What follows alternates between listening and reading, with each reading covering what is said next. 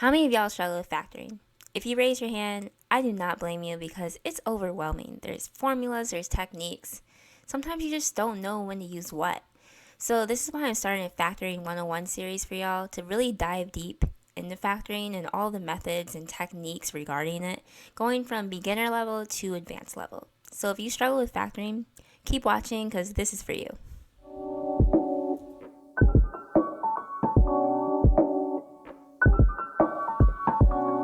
Okay, so let's first start off with what factoring is and most importantly, why we factor. So before we really dive deep into explaining what factoring is, let's start off with a simple example. And what we're going to be doing is using the number 100. And what we're going to do with the number 100 is break it down into its factors. So to get the number 100, some factors I can think of right off my head is 25 and 4, because 25 times 4 gives us 100. And then another thing is, okay, we see we have 25 and 4, and we see, we can actually break down 25 to become 5, 5, and 4, because 5 times 5 is 25. And then we also see that, we have 5, 5, and 4, so we can actually break down that 4, where now we can break it down to become 5, 5, 2, and 2, because 2 times 2 is 4. And then, as you see, we're done breaking the number 100 down because we're left with what we call the prime factors of 100, okay? And we know that these numbers, these prime factors, will help us identify how to get products of 100, all the combinations using these numbers. So this idea of breaking down a number into its prime factors is essentially what factoring is. Factoring is the idea of breaking something down. But instead of breaking down a number, we're breaking down an expression. And essentially what we do is we break down the expression for the purpose of seeing, what are the products that make up this expression? And these products happen to be the prime factors of the expression, just like 5, 5, 2, and 2 were the prime factors of 100. So that's really what factoring is. But why is this important is the main question. So besides the obvious of when you're given a problem where it says, factor this, I think we can all agree that it's going to be important to factor because it's literally saying factor this, right? But let's talk about math applications where you're going to have to use factoring. And the first one that comes to the top of my head is when you're solving for polynomial equations. So when you first begin algebra, you learn about this idea of solving for x or any unknown variable, right? And at first, it's a new concept, but you eventually get the hang of it, and it's really not that hard. But as you get deeper into algebra, you're introduced to what they call polynomial equations. And suddenly solving for x becomes a little more tricky. And this is where methods such as factoring will come in clutch, because it will help you find the solutions of that polynomial equation. So that's just one application. Another application is when it comes to simplifying expressions.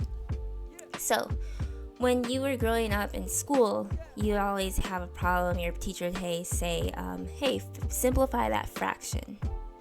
And what does that mean? It means when you're given a fraction and it's not in its simplest form, you have to cancel something out in order to get it in its simplest form.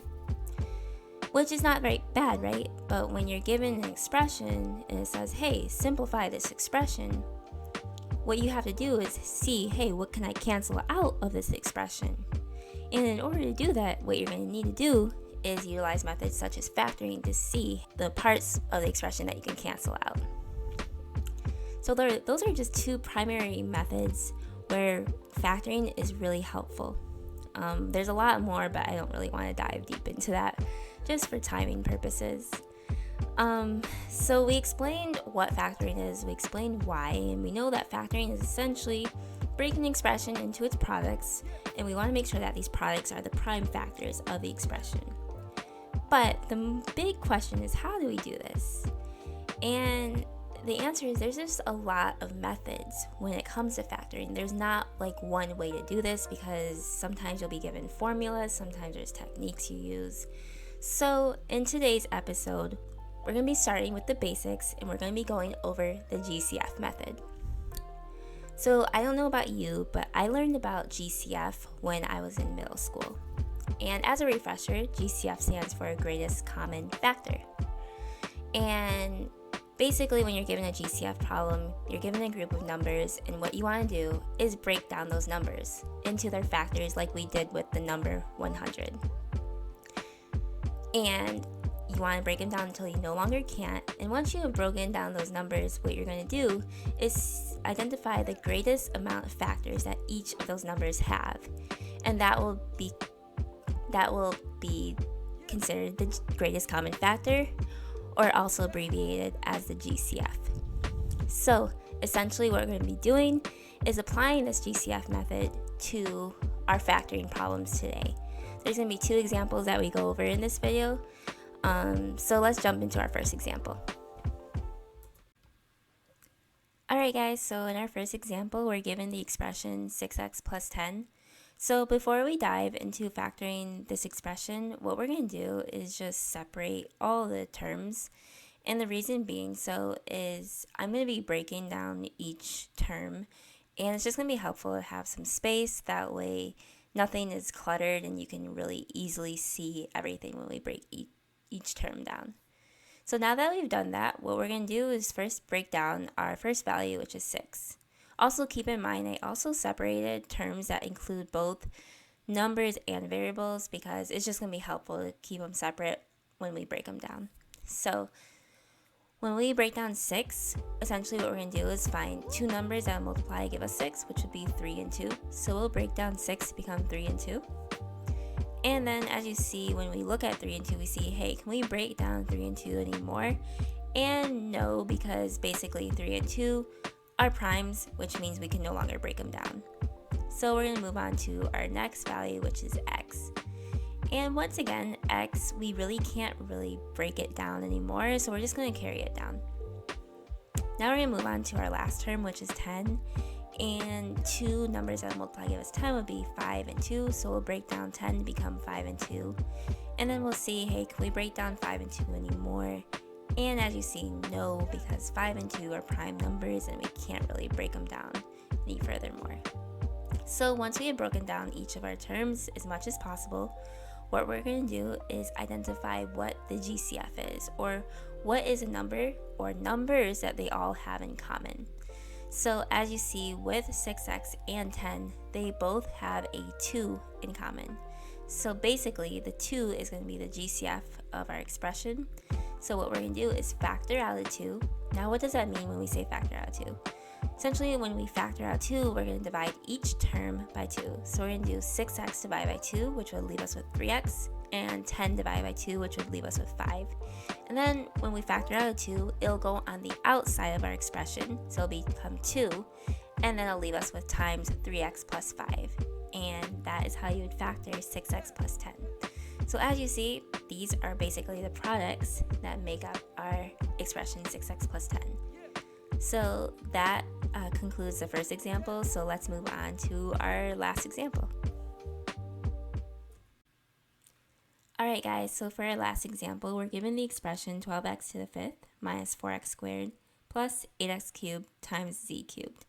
So as you see with this example, there's a little more going on because we're dealing with 3 terms, but we're just going to do the same thing we did in example 1. So first step is we're going to separate all our terms, add a little space in between terms that include variables as well, because it's just going to help us when we break everything down so everything is not cluttered. So once we do that, let's just begin breaking everything down. So the first value we're going to break down is 12.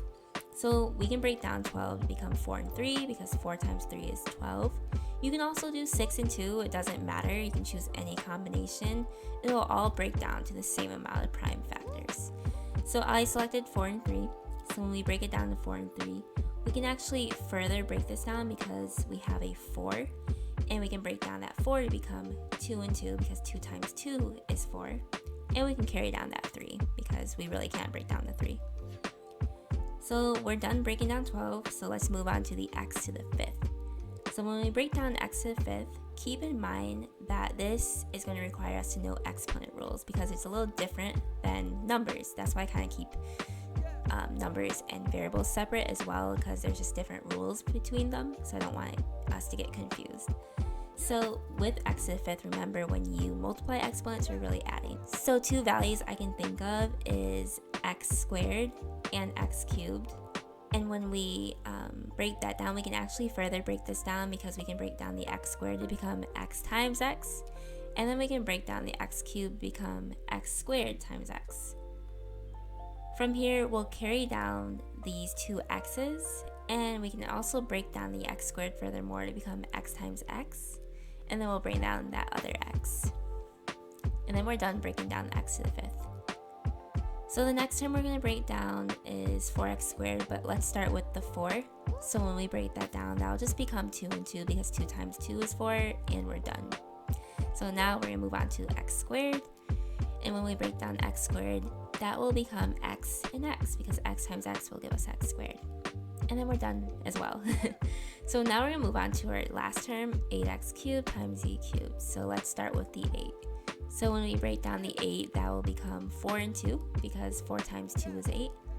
We can also break this down further, because as you see, we have a 4, so that will break down to become 2 and 2, and then we'll carry down that other 2. Next, we'll break down the x cubed. So when we break this down, that will become x squared and x. We can further break down the x squared, and that'll become x times x, and then we'll carry down the x. And lastly, we'll break down the z cubed. So when we break down z cubed, we can do z squared times z, and then we can break down the z squared furthermore to become z times z, and bring down the z. So we have finally broken down every term of our expression. So now we're going to identify the GCF. So if you notice, each term, they both have two 2's. That's a tongue twister right there. And they both have two x's. So what we're going to do is, well, basically the GCF will be 2 times 2 times x times x. So we'll take out two 2's and two x's. We can simplify that to become 4x squared, since 2 times x is 4x squared. So essentially what we're going to do is factor out a 4x squared from our expression, which means what we're going to do is divide each term by 4x squared. So 12x to the fifth divided by 4x squared will leave us with 3x cubed. 4x squared divided by 4x squared will leave us with 1. And 8x cubed times z cubed divided by 4x squared will leave us with 2x times z cubed. And then remember, the 4x squared will remain on the outside of our parentheses. And then we're left, once again, with 3x cubed minus 1 plus 2x times z cubed. And that is how you factor the following expression. So that pretty much wraps up our first episode of our Factoring 101 series. The GCF method, I say, is very important, and the reason being so is usually you're going to have to apply this to other methods. So I always say when you're dealing with factoring problems, you always use GCF method first, and then you will use another factoring method. So understanding GCF method is just really important. So that wraps up episode 1 of our Factoring 101 series. But stay tuned for our next episode, because we're going to be learning how to factor trinomials. But in the meantime, take care.